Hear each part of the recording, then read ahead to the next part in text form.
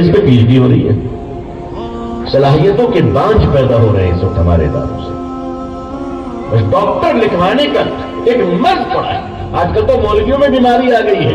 اگر کسی مولوی نے پی ایچ ڈی کر لی تو مولانا بولنا نہیں چاہتا ہے، پہلے ڈاکٹر لگاتا ہے، مولانا کو پیچھے کر دیتا ہے. حالانکہ ہونا یہ چاہیے کہ مولانا و ڈاکٹر، لیکن نہیں، ڈاکٹر و مولانا. کیوں جانتے ہیں؟ انگریزوں کی ذہنی غلامی کے جراثیم ہیں یہ. غلامانہ جراثیم ہے. آپ عالم ہیں تو پہلے عالم لکھیے، آپ حافظ ہیں تو پہلے حافظ لکھیے، آپ مفتی ہیں تو پہلے مفتی لکھیے،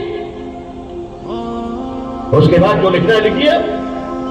لیکن جب آدمی ذہنی غلام ہوتا ہے نا تو اپنی چیزوں میں عزت نہیں ڈھونڈتا ہے، دوسروں کے ناموں میں بڑی عزت ڈھونڈتا ہے.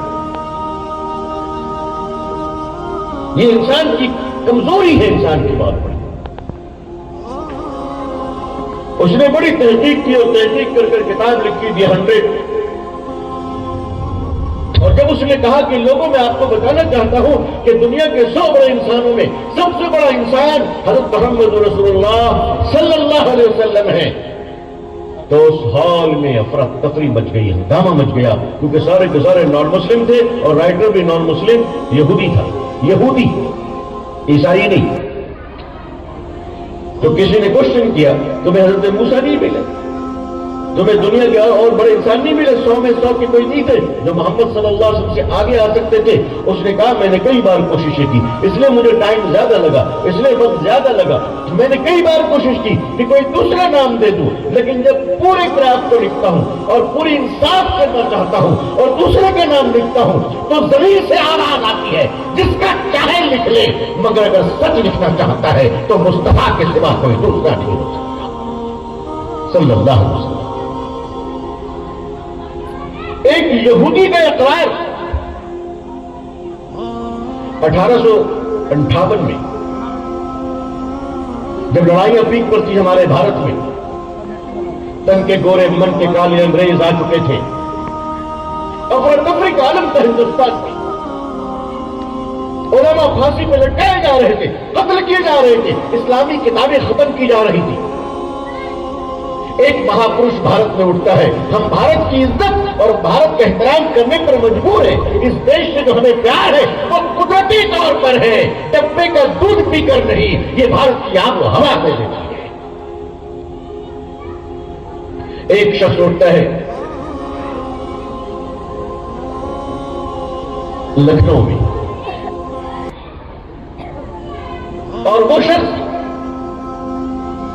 1860 میں ایک پریس ڈالتا ہے. وہ شخص لکھنؤ میں ایک پنڈت جی، اور وہ پنڈت جی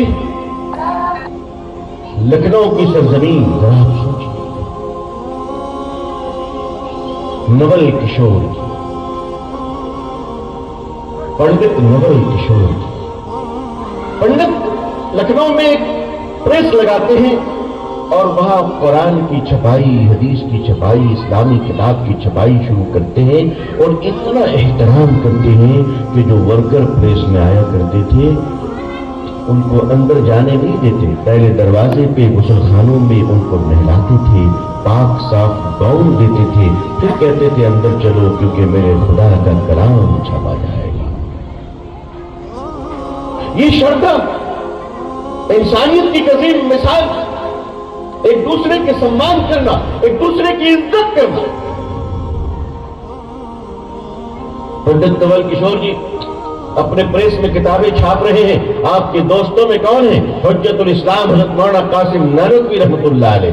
آپ کے دوستوں میں حضرت مولانا عبدالحی صاحب فرنگ محلی لکھنوی رحمۃ اللہ علیہ. یہ وہ علماء ہوا کرتے تھے جن کے ساتھ پنڈت جی کا اٹھنا بیٹھنا تھا، اور جو کتاب کے ٹکڑے، جو کاغذ کے ٹکڑے، جو روشنائی کے قطرے بچ جایا کرتے تھے اس کو اپنے ہاتھوں میں لیتے اور پریس کے پیچھے زمین کھود کر اسے بڑی عزت کے ساتھ دفن کرتے تھے تاکہ کسی کا پاؤں اس پر نہ پڑ جائے. عزیزان ملت، یہ جذبہ احترام انسان کے دلوں میں ہوا کرتی ہے. یہ تو ہمیں وراثت سے ملی ہے. نبی پاک صلی اللہ علیہ وسلم 40 سالوں تک مکے میں رہے، دنیا جانتی نہیں تھی کہ آپ نبی ہوں گے، دنیا جانتی نہیں تھی کہ آپ پر قرآن اترے گا، دنیا جانتی نہیں تھی کہ آپ ایک اللہ کا پرچار کریں گے، ایک ایشور کی طرف لوگوں کو بلائیں گے، دنیا جانتی نہیں تھی۔ مگر 40 سالوں تک جو کچھ نہیں جانتے تھے وہ دنیا یہ جانتی تھی کہ 10 سال کی عمر میں محمد صلی اللہ علیہ وسلم عبد المطلب کا پوتا اگر مکے کی گلیوں سے گزر جاتا تو مکے کے بڑے بڑے چودھری اٹھ کر کھڑے ہو جاتے۔ دنیا پوچھتی تھی، اے بنو ہاشم کے سردار، اے قریش کے سردار، تم آخر کھڑے کیوں ہوئے ہو؟ تو وہ سردار کہتا تھا، دیکھتے نہیں ہو صادق و امین آ رہا ہے، سچ بولنے والا آ رہا ہے، مکے میں محمد سے بڑا سچا کوئی دوسرا نہیں صلی اللہ علیہ وسلم کا۔ محمد آنے اس لیے میں کھڑا ہو گیا۔ 10 سال کی عمر میں کوئی کچھ پہچانے نہ پہچانے مگر اتنا پہچانتے تھے کہ آمنہ کا لال سچ بولتا ہے، کبھی جھوٹ نہیں بولتا۔ مکے کے لوگ 25 سال کی عمر میں پہچانے کہ یہ امانت دار ہے، اور امانت کا یہ عالم ہے کہ مکے کی واحد کارپوریٹ انڈسٹری چلانے والی ایک خاتون جو فائنانشیل سپورٹ کیا کرتی تھی بزنس کی، وہ خدیجہ الکبریٰ رضی اللہ تعالیٰ عنہ مکے میں بیٹھ کر جو شیئر مارکیٹ چلا رہی تھی اور بزنس کی کارپوریٹ انڈسٹری چلا رہی تھی، آپ شیئر میں پیسے دیتی، مال دیتی اور پارٹنرشپ میں لوگوں کو بھیجا کرتی تھی، وہ خود آفر کر رہی ہے کہ مکے کا سب سے بڑا دیانتدار کیا محمد صلی اللہ علیہ وسلم میرے ساتھ بزنس میں پارٹنرشپ کرے گی؟ حضور صلی اللہ علیہ وسلم تو مکے کے لوگوں نے اس طرح پہچانا کہ 16 سال کی عمر میں آپ نے دیکھا کہ مکے میں تاجر آتا ہے اور وہ ملک شام کے شہر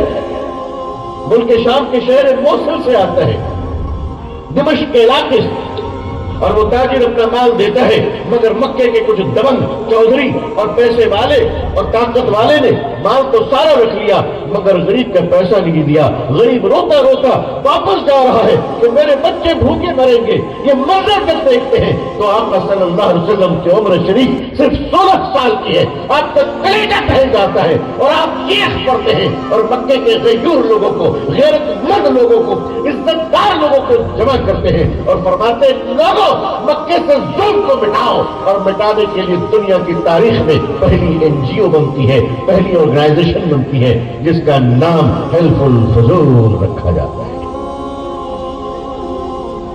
یہ پہلی کمیٹی ہے اور اس کمیٹی کے سربراہ صدر محمد صلی اللہ علیہ وسلم تھے، جنہوں نے اعلان فرمایا کہ اب مکے کا کوئی مسافر اگر بھوکا رہے تو مجھے آواز دینا، محمد اپنا کھانا لے کر اسے کھلائے صلی اللہ علیہ وسلم۔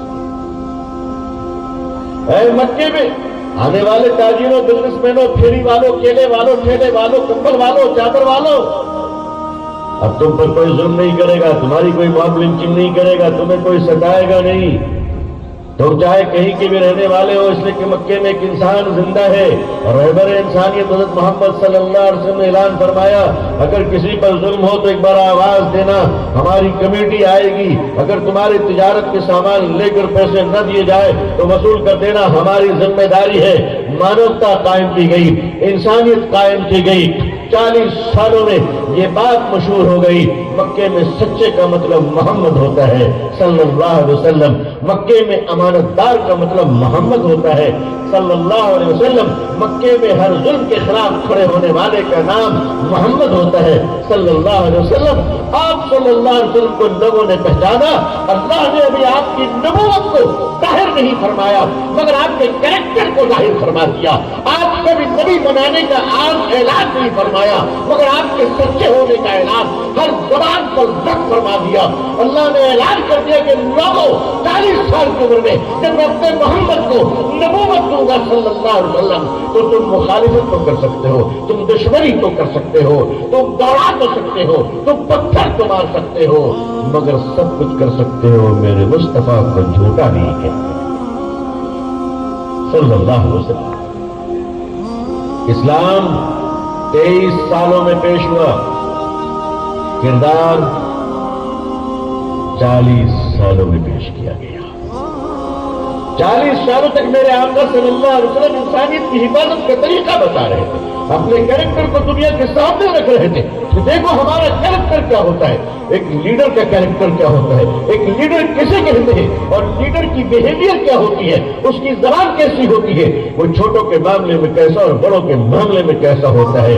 لوگوں، اللہ نے تمہیں انسانیت کا لیڈر بنایا اور فرمایا کنتم خیر امت اخرجت للناس تأمرون بالمعروف وتنہون عن المنکر وتؤمنون باللہ۔ حضور صلی اللہ علیہ وسلم امام الانبیاء ہے صلی اللہ علیہ وسلم، اور یہ امت ساری دنیا کے انسانوں کی خیر خواہ ہے۔ اب اس امت کو اپنے کیریکٹر پر توجہ دینی پڑے گی۔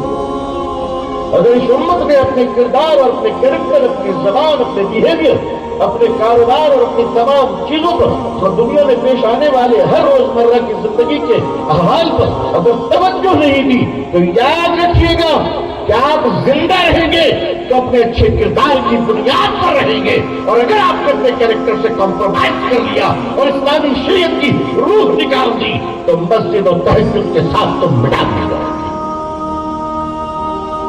اللہ نہ کرے کہ وہ حالات آئے، لیکن میں آپ کو صاف صاف کہنا چاہتا ہوں کہ آپ کو یہ فیصلہ کرنا پڑے گا کہ آپ کس کیریکٹر کے ساتھ جینا چاہتے ہیں۔